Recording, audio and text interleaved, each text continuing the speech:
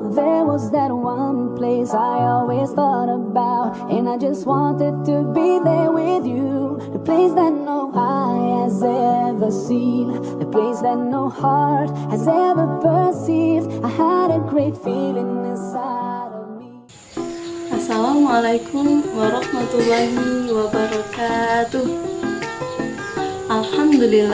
Alhamdulillahirabbil alamin, wassalatu wassalamu ala asrofil anbiya'i wal mursalin wa ala alihi wa sahbihi ajmain, amma ba'du.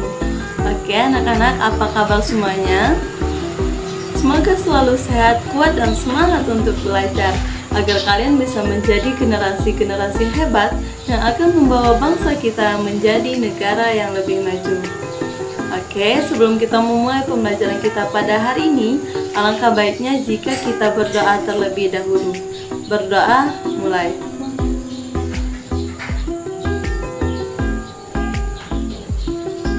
Berdoa, selesai. Oke, sebelumnya Ibu akan mengabsen terlebih dahulu Siti Fauzia, Fitri Ramadhani, Ayu Ernawati, Hadis Marlina, dan Nur Faiza. Oke, alhamdulillah semuanya sudah hadir ya pada hari ini. Anak, pada hari ini kita akan membahas materi mengenai warisan budaya Indonesia yang mendunia. Indonesia merupakan negara yang kaya akan budaya. Bahkan banyak dari budaya-budaya Indonesia itu yang sudah diakui oleh UNESCO. Ada yang tahu apa itu UNESCO? UNESCO merupakan singkatan dari United Nations Educational, Scientific, and Cultural Organization, atau dalam bahasa Indonesianya dikenal sebagai Organisasi Pendidikan, Keilmuan, Kebudayaan, Perserikatan Bangsa-Bangsa, atau yang sering kita kenal dengan PBB. UNESCO sudah didirikan oleh PBB pada tahun 1945. Oleh karena banyaknya budaya Indonesia yang sudah diakui oleh dunia, maka pada kesempatan kali ini kita akan membahas 4 warisan budaya Indonesia yang diakui oleh UNESCO atau yang sudah diakui oleh dunia. Yang pertama itu ada batik, yang kedua itu ada kesenian Reog Ponorogo, yang ketiga itu ada Saman Dance, dan yang keempat itu adalah Candi Borobudur. Mari kita bahas satu persatu melalui tampilan video berikut ini. Ayo menjelajah ragam budaya Indonesia, salah satunya adalah batik.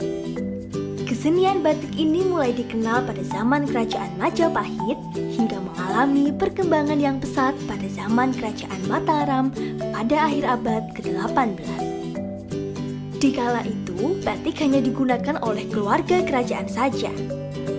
Namun, pengikut raja yang tinggal di luar keraton mengerjakan produksi kain batik ini di rumahnya masing-masing. Sehingga, lama-kelamaan, batik mulai dikenal rakyat dan menjadi pekerjaan wanita pada masa itu.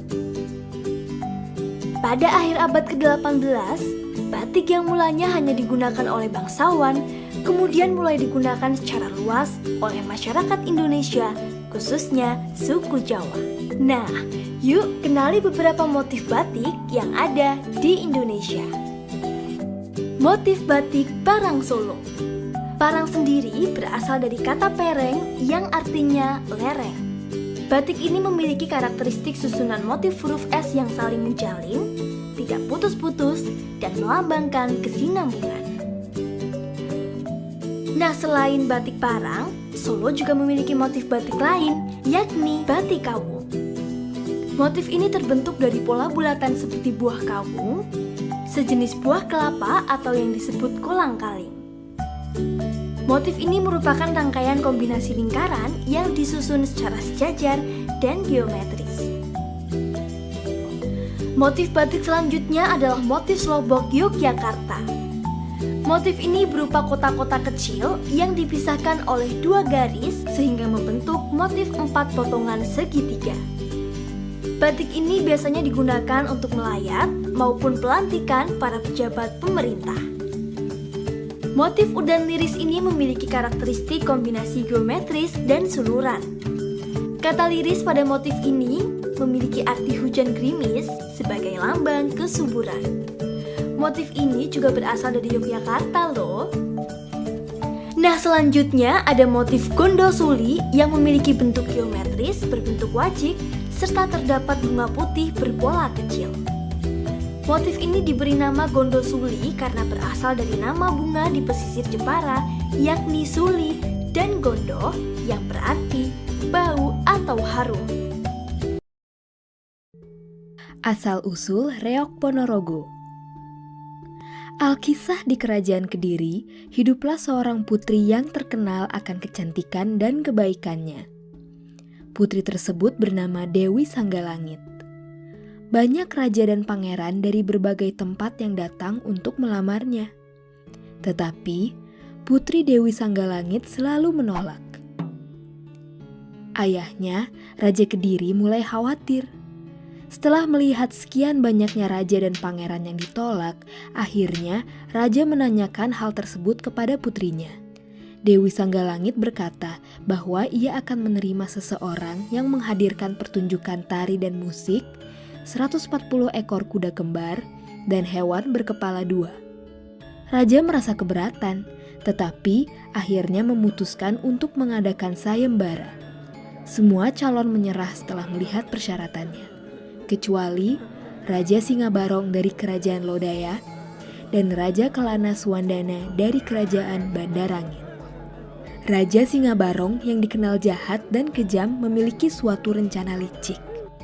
Raja Singabarong dan patihnya pergi mengintai ke Kerajaan Bandarangin.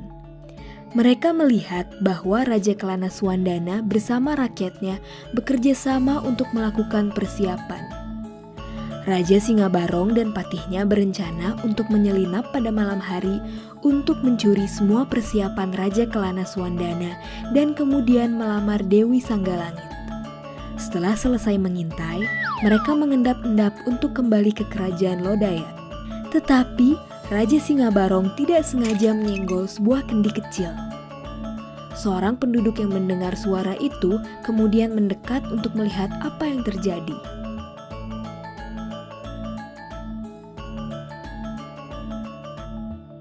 Raja Singabarong dan patihnya segera kabur. Penduduk tersebut akhirnya menyadari bahwa itu adalah Raja Singabarong dan melaporkannya kepada Raja Kelana Suwandana.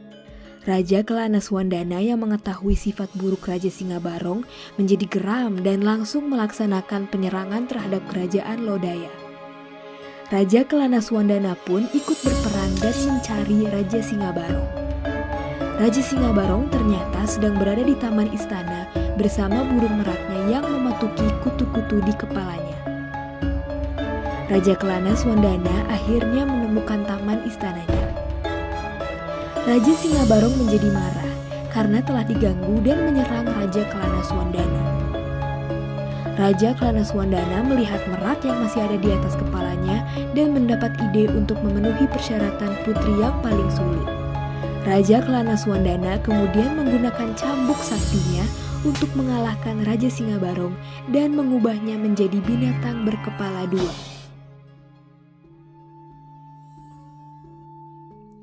Raja Kelana Suwandana membawa seluruh persiapannya ke Kerajaan Kediri, 140 ekor kuda kembar, tarian dan musik, serta hewan berkepala dua. Putri Dewi Sanggalangit yang terpukau dengan pertunjukan tersebut akhirnya menerima lamaran dari Raja Kelana Suwandana. Moral dari cerita rakyat ini adalah, bekerjalah dengan jujur, maka usahamu akan membuahkan hasil.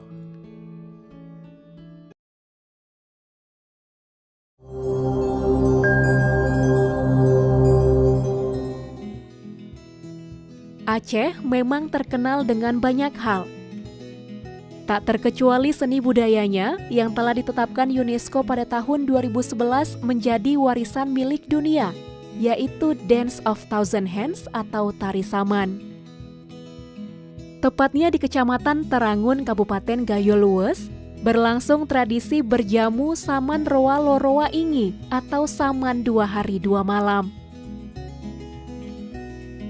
Kegiatan ini merupakan rangkaian festival budaya Saman yang dilaksanakan oleh pemerintah pusat dan kabupaten.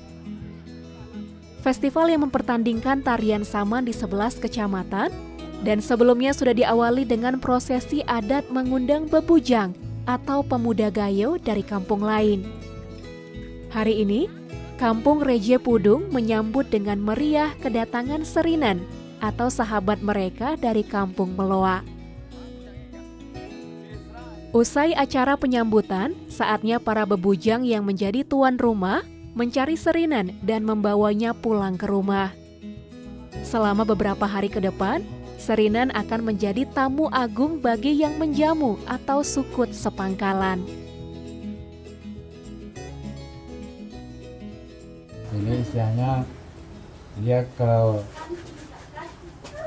kita ikuti apanya itu persahabatan itu kayak mana ya hubungan persahabatan kan gitu. Persahabatan itu istilahnya kalau pesta hidup meski ataupun mati kita tetap mengundang-undang Kak, itu istilahnya kalau sahabat sama. Kalau udah kayak gini kami anak abang nih sama anakku nggak boleh lagi kawin. Secara adat nggak boleh. Nggak boleh Kak, karena istilah itu udah bilang Kakak tadi satu darah ya kan. Darah. Saman, kesenian rakyat yang telah mendarah daging dalam kehidupan orang Gayo. Begitulah arti saman bagi Adnan, seorang penari saman. Tanpa berlatih khusus pun, secara alami ia mampu menggerakkan kepala, seirama nada yang tercipta dari tepukan tangan ke tubuhnya. Bakat alami dan pengaruh lingkungan ini juga menurun kepada kedua anak lelakinya. Tradisi bejamu saman dan budaya berserinan secara turun-temurun memberinya banyak saudara baru dan membuatnya menjadi keluarga yang besar.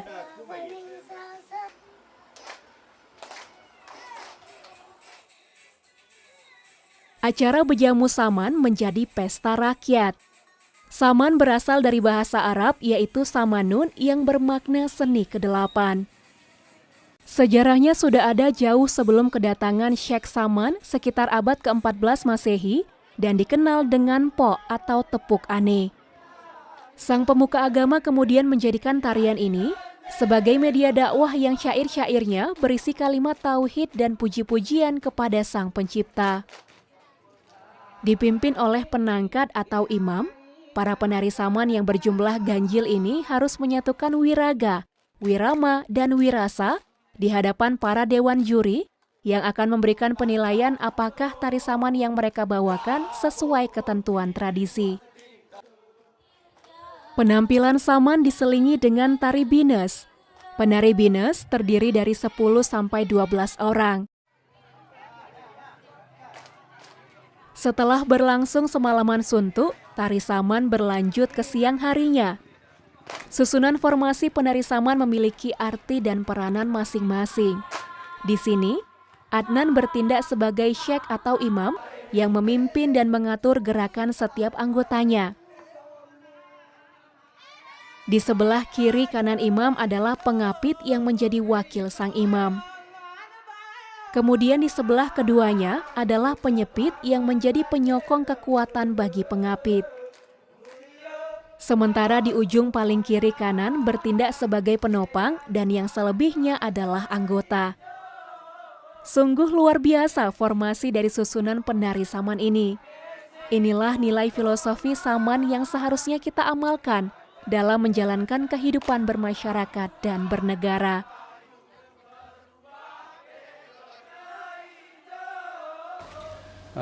Sebenarnya tetap melaksanakan sebagaimana yang aslinya. Akan tetapi banyak yang sudah dari pemuda, dari pesertanya, banyak yang sudah tidak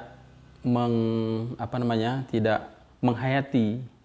Seperti kalau dulu misalnya syairnya lebih mendalam, kalau sekarang agak sedikit syairnya terlalu terbuka. Kalau dulu masih secara halus.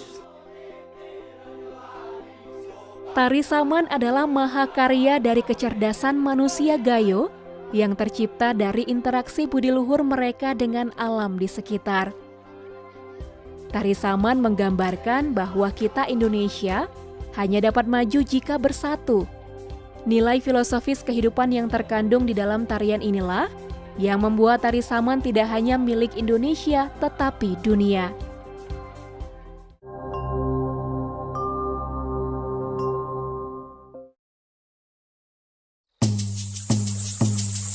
Candi Borobudur. Halo teman-teman, aku Lala Buah Pala. Aku berasal dari Maluku. Bersamaku, kalian akan menjelajahi tempat-tempat bersejarah di Indonesia. Perjalanan pertama kita akan dimulai dari Pulau Jawa. Mau kemana kita? Candi Borobudur. Wah, akhirnya aku berlabuh di Pulau Jawa. Sugeng rawuh, Lala. Inilah Candi Borobudur dengan segala kemegahannya. Wah, pantas saja candi ini diakui sebagai salah satu dari 7 keajaiban dunia ya, Cengki. Indah dan besar sekali ya bangunannya. Candi Borobudur merupakan candi Buddha terbesar di dunia loh. Candi ini diibaratkan seperti teratai yang berada di tengah kolam. Kamu tahu tidak, Lala? Penganut aliran Buddha apa yang mendirikan candi ini? Pasti penganut Buddha Mahayana. Karena penganut ini adalah mayoritas di zaman itu. Dari bacaanku, Candi Borobudur juga dibangun segaris dengan Candi Pawon dan Candi Mendut. Betul sekali. Candi ini diperkirakan dibangun sekitar tahun 800 Masehi. Tepatnya 760 sampai 830 Masehi pada masa puncak kejayaan Wangsa Shailendra di Jawa Tengah. Pembangunan Candi Borobudur diperkirakan menghabiskan waktu 75 sampai 100 tahun lebih dan benar-benar dirampungkan pada masa pemerintahan Raja Samaratungga pada tahun 825 Masehi. Tapi sayang sekali, letusan gunung api telah membuat ibu kota kerajaan berpindah ke Jawa Timur dan menjadikan Borobudur terlantar begitu saja ya, Cengki. Benar, Lala. Borobudur tersembunyi dan terlantar selama berabad-abad, terkubur di bawah lapisan tanah dan debu vulkanik yang kemudian ditumbuhi pohon dan semak belukar, sehingga Borobudur saat itu benar-benar menyerupai bukit. Monumen ini tidak sepenuhnya dilupakan. Melalui dongeng rakyat, Borobudur beralih dari bukti kejayaan masa lampau menjadi mitos yang dikaitkan dengan kesialan, kemalangan, dan penderitaan. Iya, sayang sekali bukan? Monumen semegah ini jadi terlupakan dan tak terurus. Lalu, tahukah kamu bagaimana candi ini bisa ditemukan dan kembali megah seperti sekarang, La? Dalam catatan sejarah, semua ini berkat Raffles, Gubernur Jenderal Inggris di Indonesia. Beliau menemukan Candi Borobudur dan memulai pemugarannya. Kemudian, pemugaran ini dilanjutkan hingga Indonesia merdeka dan dirawat sampai dengan hari ini. Bagus sekali bacaan sejarahmu, Lala. Candi Borobudur menjadi semakin terjaga dan terawat ya sampai hari ini. Maka dari itu, Candi Borobudur ditetapkan oleh UNESCO sebagai warisan budaya dari Indonesia. Seperti yang kamu sebutkan di awal perjalanan kita tadi, Lala. Lala, sebenarnya candi ini juga berfungsi sebagai kuil untuk agama Buddha loh. Hal ini dikarenakan para penganut Buddha juga masih melakukan ibadah mereka di sini. Jadi, tempat ini adalah rumah ibadah bahkan hingga hari ini. Oh, pantas saja kalau kita memasuki candi ini, kita harus bersikap dan berpakaian sopan ya, Cengki. Iya, betul sekali. Candi ini merupakan model alam semesta dan dibangun sebagai tempat suci untuk memuliakan Buddha sekaligus berfungsi sebagai tempat ziarah. Wah, keren sekali ya nenek moyang bangsa kita. Aku rasa akan lebih menarik jika melanjutkan perjalanan ke bangunan 1000 pintu. Wah, ayo!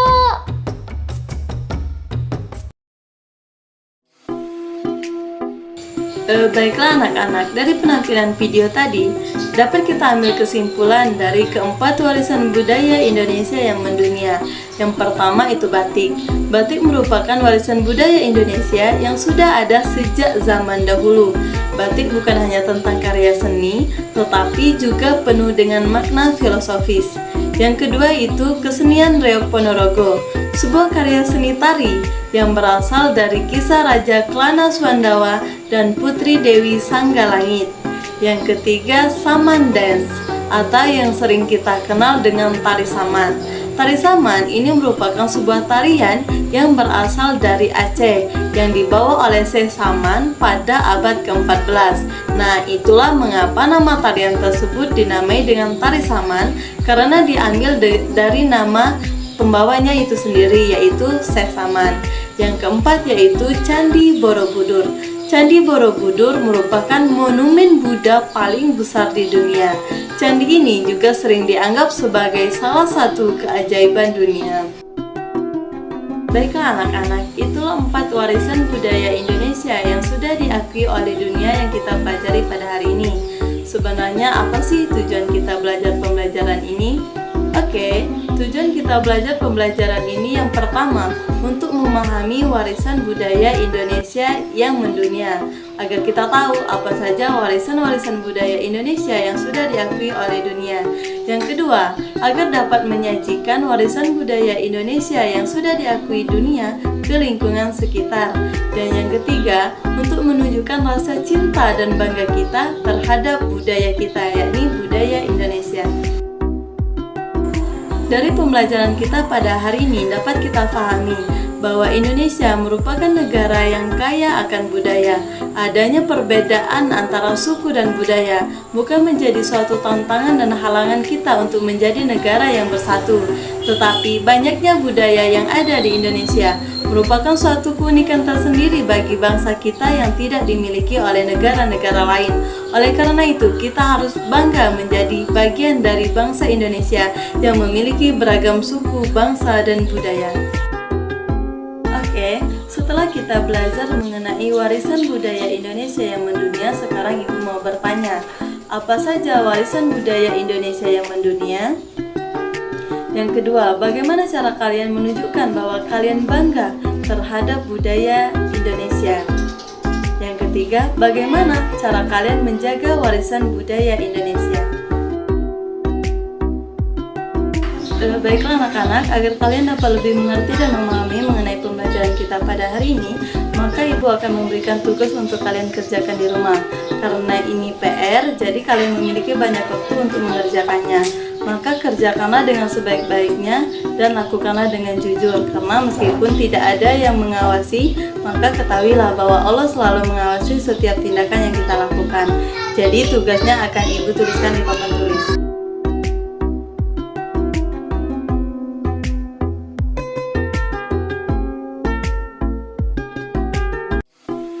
Dari pembelajaran kita pada hari ini dapat kita simpulkan bersama bahwa Indonesia memiliki banyak sekali warisan budaya yang sudah diakui oleh dunia. Oleh karena itu, kita harus bangga menjadi bagian dari warga negara Indonesia yang memiliki beragam suku, bangsa, dan budaya. Baiklah anak-anak, itu saja pembelajaran kita pada hari ini. Semoga bermanfaat. Sekian dari Ibu tutup dengan wassalamualaikum warahmatullahi wabarakatuh. There was that one place I always thought about, and I